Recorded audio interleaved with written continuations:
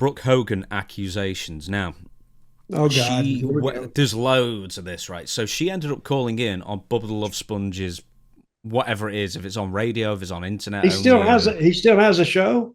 apparently so. Yeah. But it's obviously not what it once was. But anyway, well, this is where he was disseminating all this Hulk Hogan, whether it's propaganda or whether it was all completely true. That he was on his deathbed. Over the last couple of months. Anyway, after Hulk Hogan died, his daughter, Brooke Balea, well, I don't know what her new surname is now because she's married, but Brooke Hogan called in, and they discussed back and forth quite a lot of different things. And there might be a couple of conspiracies in here as well, which I know you love a conspiracy theory, Dutch.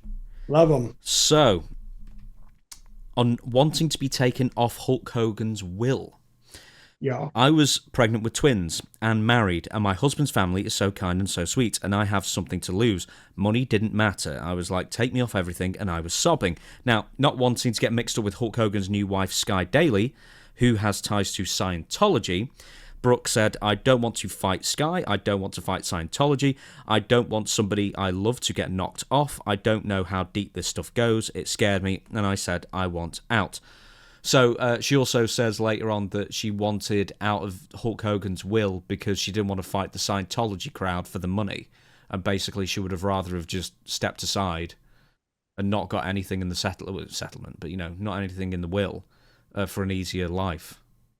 What do you think of And that? she said she didn't want to fight the Scientology. Yeah, well, because Hulk Hogan's now widow is a Scientologist, or has see. associated with the Scientology types. So that's the first thing, which is, she'd be turning down millions and millions there. Yeah. Well, so what is your question? No, Whether that's it. Your reaction more than anything. I don't know what went on in that family. Who knows what goes on within families? It's a weird family. Everyone kept saying that over the years. It's like, if you knew what really went on, that is one weird family. Maybe. So, and I don't know. I don't even know what to comment on. Well, I'll move on to the next thing. Brooke also said in a recent interview that she wants to raise funds to get a private autopsy done on Hulk Hogan's body. I don't know why, but like a celebrity dies and there's always a conspiracy theorist. He was buried, right? Not cremated. The autopsy would be a lot more difficult if he was cremated. Yes, it would be. So to do with a pencil. So I'm assuming probably that he was buried. Yes. Okay. We can assume that. And why can't she get the funds to have him looked at again? Well, for some reason, people are like, does she have the legal authority to even ask for that? Well, if she's not in the will, then I'm not sure. Surely it'd be his wife, I guess. But his widow now.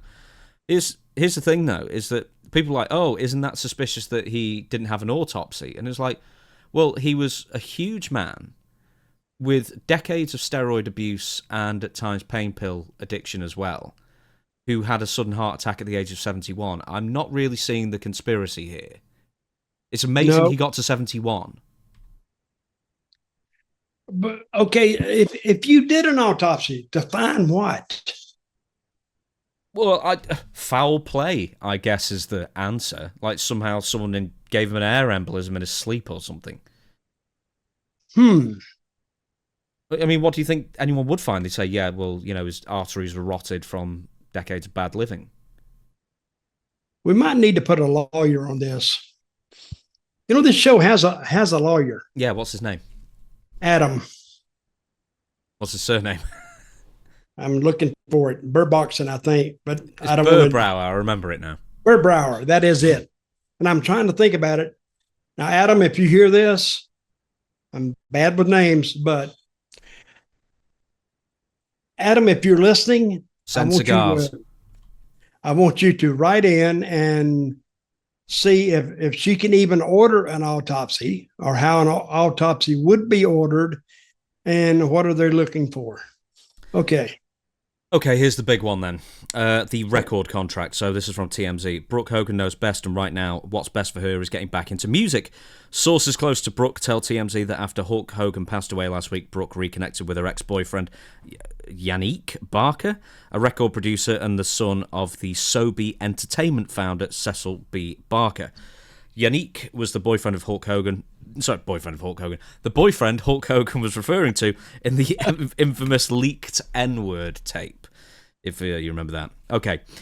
Brooke's contract was dropped with Sobe back in 2011. But during this phone conversation, during the same interview where Brooke phoned into Bubba the Love Sponge, Bubba revealed that Bubba and Hulk Hogan himself fabricated a letter from her music label saying that they were dropping her. And then it was hinted that Hulk Hogan probably called the record label and told them that Brooke quit to get her out of the deal without her knowledge. I don't believe that. Bubba himself said he helped write the letter. Don't you think they would have called up Brooke and say, what's the deal? Instead of relying on Hulk telling them, oh, she quit. Now, that's common sense. I can figure that out. I think the argument is that Hulk Hogan was very, very controlling and very domineering over Brooke's music career. And therefore, and like all the decisions ran through him. So maybe if it was just a case of him calling and saying, right, well, we have made this decision and this is the decision and that is final, goodbye. Don't contact us again. Maybe they didn't. But you would have thought someone would have had their number and let her know. I would assume, but I don't know. You don't know. I don't even think they know. So, hey, when I get my attorney on this, we're going to find out. What would you... Okay, right, I put this, right. Above all the lies and politicking and racist remarks and questionable public engagements, if anybody screwed you out of, like, your dream... And, you know, let's say, I know it wasn't your dream to get into wrestling, but you've been in wrestling. Let's say somebody screwed you out of a really, really lucrative, like, wrestling gig, and then all of a sudden you could never, ever do it again because someone had lied on your behalf. You'd kick their ass every single time you saw them for the rest of their lives, wouldn't you? I would attempt to. It's going to have much money. But see... I'm kind of insulated against. I'm in the wrestling business anyway. That's all the wrestling business is try to screw somebody else over.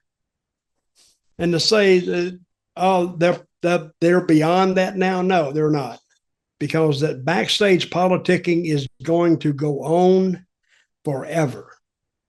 Because say Triple H is back there. One guy said, "Hey, can I talk to you a minute?" Yeah, blah blah blah blah blah blah blah. And then Triple H could say, well, I got another guy in mind for that. He said, yeah, but listen, I'm the guy for it. He's politicking for himself. And because then he might say something the guy did, stooge him off or something. But he's trying to get all this, he's trying to get the stuff he wants to come to him. And that's been that's human nature. And it's not going to stop anytime soon. So just a born carny, really, wasn't he? He was what now? Hogan, a carny. Was he a carny? Yeah, I guess maybe. Because he wasn't a carny when he got in it, but once he got in it, he was. Because the carny has never left it anyway. Show business is carny just on a hellacious bigger stage. That's what it is. Does the wrestling business just fundamentally change your personality over time if you're in it for too long? Yes, it did. Yes, it did, because it gave me an education, for one thing. It got me around a lot of other people that I would have never met ordinarily. And yeah, you're around different people, and they've traveled the world, and especially the Far East, Japan, and all those places in Europe. And yeah, I think it had a great deal to do with shaping who I am today.